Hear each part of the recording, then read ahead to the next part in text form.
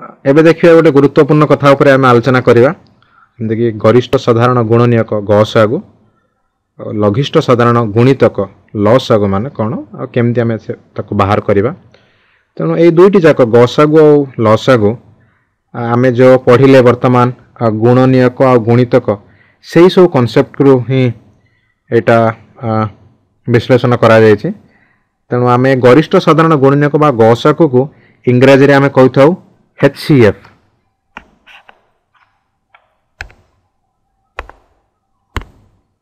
तो आम इंग्राजी रे HCF बोली कहि थाउ जहाँ को आम लिखि परिबा आज कि हाईएस्ट कॉमन फैक्टर बा गसागु और लघिष्ठ साधारण गुणितक बा लसागु को इंग्राजी रे आम LCM बोली कहि थाउ जहाँ को आम कहि परिबा लोएस्ट कॉमन मल्टीप्लायर।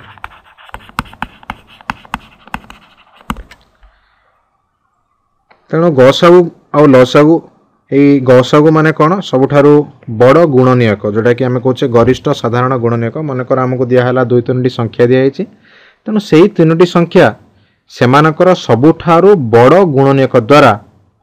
यदि पूर्ण रूपे विभाज्य होती तेणु से गुणनीयक गुड़ाक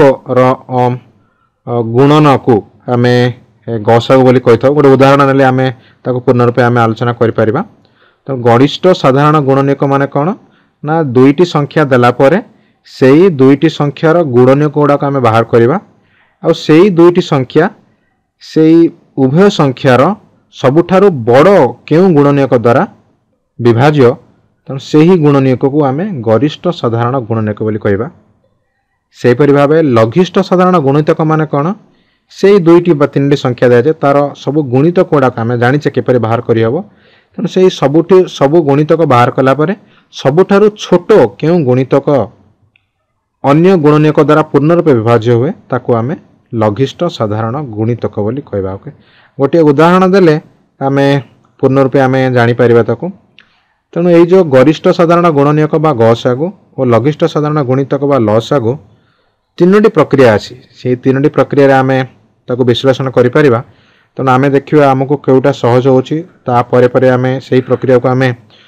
निज गणित रे यूज करिपरिबा। प्रथम प्रक्रिया होची मौलिक गुणनीयक विश्लेषण प्रक्रिया, द्वितीय प्रक्रिया होची साधारण भागक्रिया प्रणाली और तृतीय प्रक्रिया होची निरंतर भागक्रिया प्रणाली जोटा कि केवल गसागु बाहर करने आम व्यवहार करता किंतु लसागु यही प्रक्रिया आम व्यवहार करूना। तेणु गसागु तीनोटी प्रक्रिया अच्छी लसागु आमर दुईटी प्रक्रिया अच्छी। तेणु आम गोटे उदाहरण ना से उदाहरण तीनोटी जाक प्रक्रिया यूज व्यवहार करी देखिबा जे से तीनोटी जाक प्रक्रिया द्वारा केमिति आम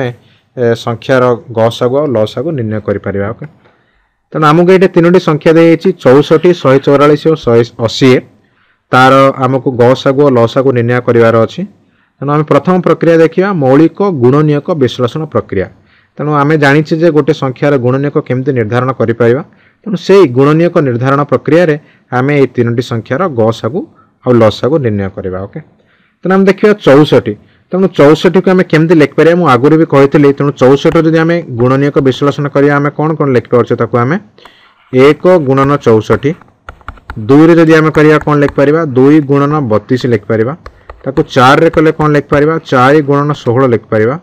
आउ कौन लिखिपर आम 8 गुणन 8 लिखिपर आउ कौन लिखिपर ये आम ना 16 गुणन 4 लिखिपर आम कौन लिखिपर ना 32 गुणन 2 लिखिपर आउ कौन लिखिपर ना 64 गुणन 1। तार अर्थ कौन ना 1 2 4 8 16 32 64 यही सब संख्या गुड़ाक 64 गुणनीयक अटंती। ओके तेणु आम 64 को जब विश्लेषण करिया हम कौन पाइपर ये 2 रे हरला आम केते पाइबा ना 32। तेणु 2 गुणन 2 गुणन 2 गुणन 2 गुणन 2 गुणन 2 यही 6टी 2 गुणन कलापर आम संख्या केते पाउछे 64। तार अर्थ 64 को आम कौन लिखिपर ना 2 गुणन 2 गुणन 2 गुणन 2 गुणन 2। तो केमती आम सहज वे करिपरिबा सहज ये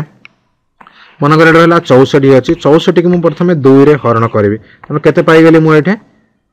32 पाइले 32 गुणन 64 ये आउ गोटे प्रक्रिया आम द्वितीय प्रक्रिया यही प्रक्रिया देखिए आम तेणु प्रथम आम गुणनीयक प्रक्रिया जेहतु आम विश्लेषण करुचे तेणु 64 को विश्लेषण कले केते पाउचे आम ना 2 गुणन 2 गुणन 2 गुणन 2 गुणन 2 गुणन 2 से भाव 144 को जब विश्लेषण करिया कौन पाइबी ना 2 गुणन 2 4 4 गुणन 2 8 8 गुणन 2 16 16 गुणन 3 48 आ 48 गुणन 3 केते पाइले आमे ना 144 पाइले तापर आ गोटे संख्या तृतीय संख्या हमर केते अछि ना 180 180 को जब विश्लेषण करिए मु केते पाइबे ना 2 गुणन 2 4 4 गुणन 3 12 12 गुणन 3 36 और 36 गुणन 5 केते पाइले आमे 180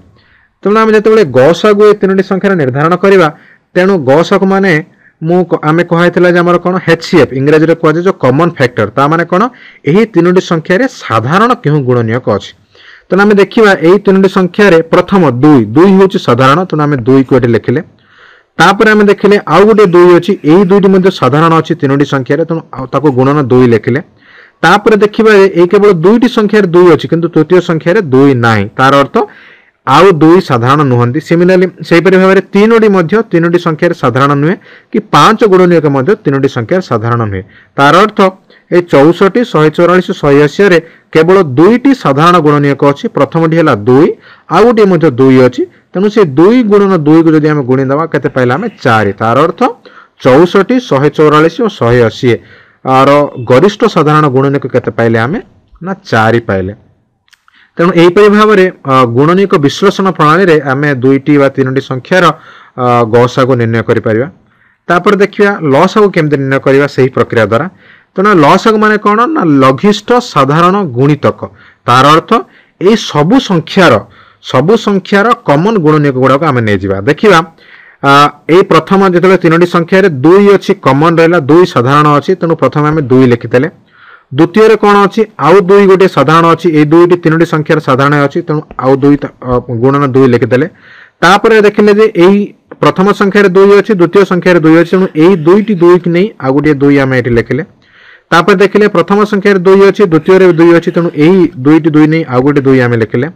तापर देखिले जे केवल प्रथम संख्यार 2 अच्छी किंतु अन्य संख्यार 2 नाही तेणु एही 2टी 2 की मध्ये आम एठी लिखिबा तापर देखिले जे प्रथम संख्यार 3 अच्छी द्वितीय रे 3 अच्छी एही 2टी 3 की नहीं आम आउ गोटे 3 एठी लिखिले द्वितीय संख्यार 3 अच्छी तृतीय संख्यार भी 3 अच्छी एही दुईटा 3 नहीं आम आउ गोटे संख्या एठी लिखिले आउ कौन अच्छी आम 5 अच्छी तेणु 5 लिखिले तेणु यही सबु संख्या गुड़ाक गुणन कलापर आम केते पाइगले ना 1080 तार अर्थ 1080 हूँ 64 144 और 180 यही तीनोटी संख्यार लघिष्ठ साधारण गुणितक बा लसागु यही प्रणाली साधारण भाव टिके कष्ट होता है आम आलोचना करने तेणु साधारण भाव ये जो मौलिक गुणनीयक विश्लेषण प्रणाली आम ताको आम दैनंदिन गाणितिक कार्य आम व्यवहार करूना कहीं तार गुणितक तार प्रत्यय संख्यार गुणनीयक आमको बाहर कर तेणु टिके कष्ट होता है आमको तेणु आम देखा द्वितीय प्रक्रिया गोटे जावा द्वितीय प्रक्रिया टिके सहज थाए न तेणु ये द्वितीय प्रक्रिया सहजरे आम बाहर करदे पारिबा जेकोसी संख्यार गसागु और लसागु ओके तेणु द्वितीय प्रक्रिया आम आसवा कौन ना साधारण भाग क्रिया प्रक्रिया यही प्रक्रियाटी साधारण भाव आम गणित व्यवहार कर देखा 64 144 और 180 प्रथम आम कौन करवा ना 2 द्वारा विभाज्य करवा 2 द्वारा विभाज्य कले मुझे कौन पाइबी ना 32 64 को 2 हरले 32 144 को 2 हरले 72 180 को 2 हरले मुझे पाइगली ना 90 पाइगली तापर देखिए आउ थे 2 हरवा बिकज 3टी जाक संख्या 2 द्वारा आप विभाज्य होती 2 द्वारा विभाज्य कले मुझे पाइबी ना 32 को 2 विभाज्य कले 16 72 को 2 विभाज्य कले 36 90 को 2 विभाज्य कले के पाइगली ना 45 पाइले तापर देखिबा ए 3टी संख्या क्यों संख्या द्वारा पूर्ण रूपे विभाज्य हो पारछंदी आमे देखिले जदि 2 द्वारा ताको विभाज्य करिबा 2 द्वारा केवल 16 और 36 विभाज्य हो पारछंदी किंतु 45 विभाज्य हो पारु नाही सेपर जदि 3 द्वारा आमे देखिबा 3 द्वारा केवल 36 पूर्ण रूपे विभाज्य हो पारिबो 45 हो पारिबो किंतु 16 विभाज्य हो पारिबो नाही तार अर्थ एही जो 3टी संख्या केवल 2 और 2 एही दुईटी संख्या द्वारा पूर्ण रूपे विभाज्य हो पारछंती तेणु एही जो 2 गुणन 2 करदेला आम केते पाइ जिवो 4 4 होची 3टी संख्यार गसागु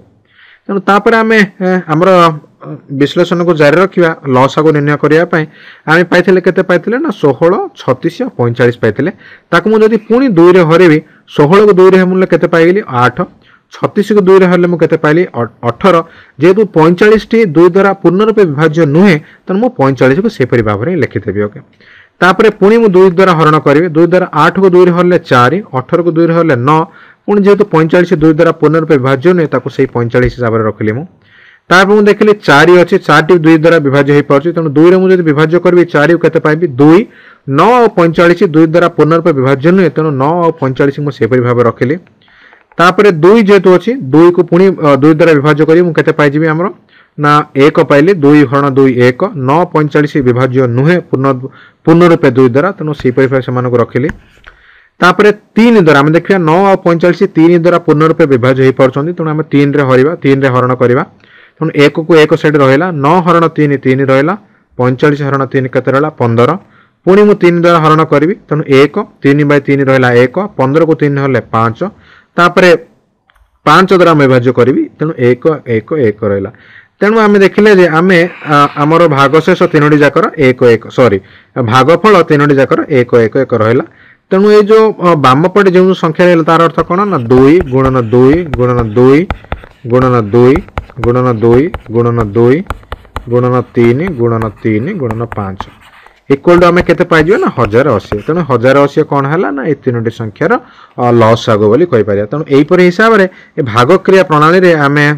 जेकोसी संख्यार गसागु कि लसागु आम निर्णय कर आ गोटे छोट उदाहरण ना आम देखा जे किपरि भाव तार आम गसागु लसागु निर्णय कर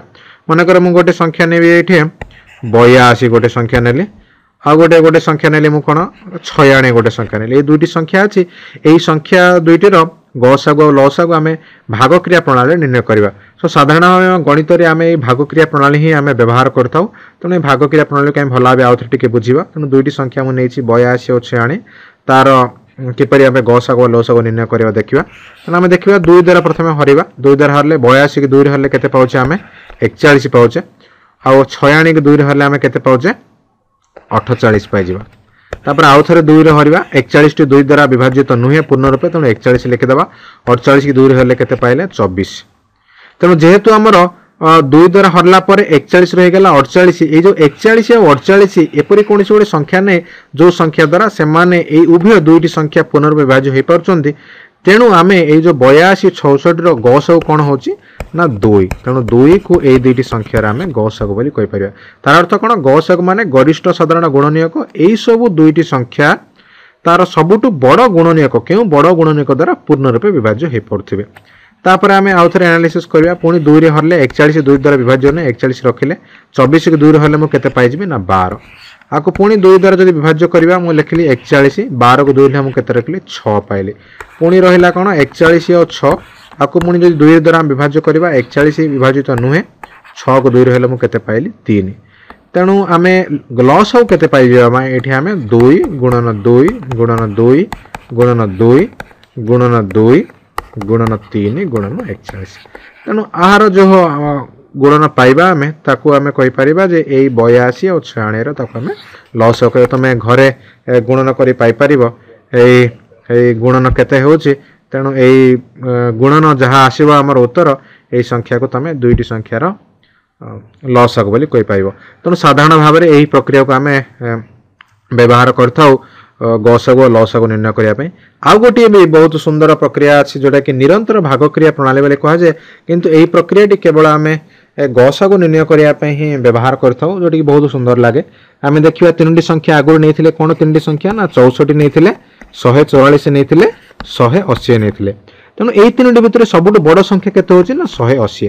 द्वितीय संख्या केते रहला ना 144 तेणु आम एबे कौन करवा ना 180 को 144 रे विभाजित हरण करवा ओके हरण कले मु केते पाइजिबी ना 144 1 144 गला पर भागशेष केते रहला हमर 36 रहला तेणु 36 द्वारा पुणी 144 को विभाजित करवा विभाजित कले मु केते पाइजिबी ना 36 गुणन 4 इक्वल 144 भागशेष मोर केते रहगला 0 तार अर्थ 144 और 180 रो गसागु केते पाइगली मु ना 36 पाइली ए 36 होची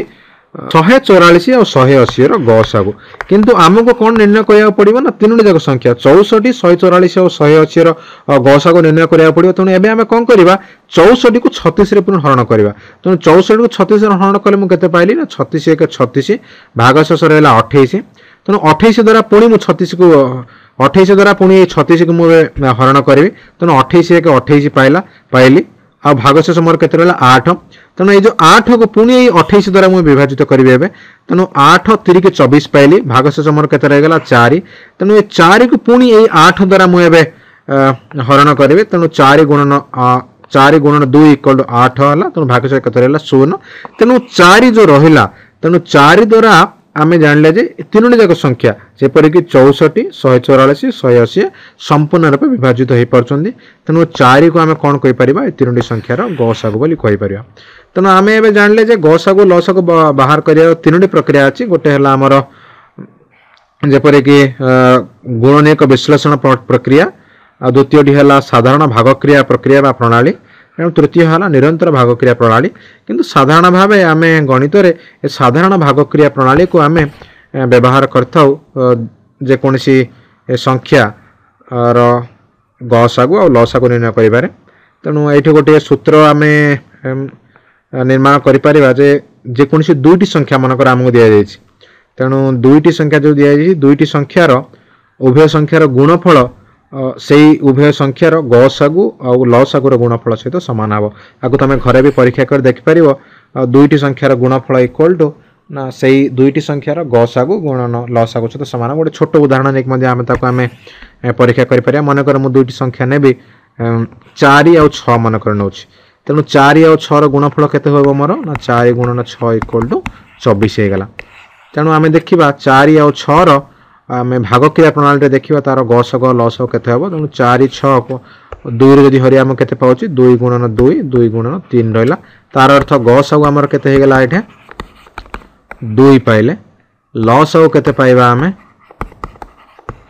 लसागु होची 2 गुणन 3 तार अर्थ केते पाइले ना 12 पाइले तेणु गसागु और लसागुर गुणफल केते पाइ जिवा आमे ना 2 गुणन 12 इक्वल टू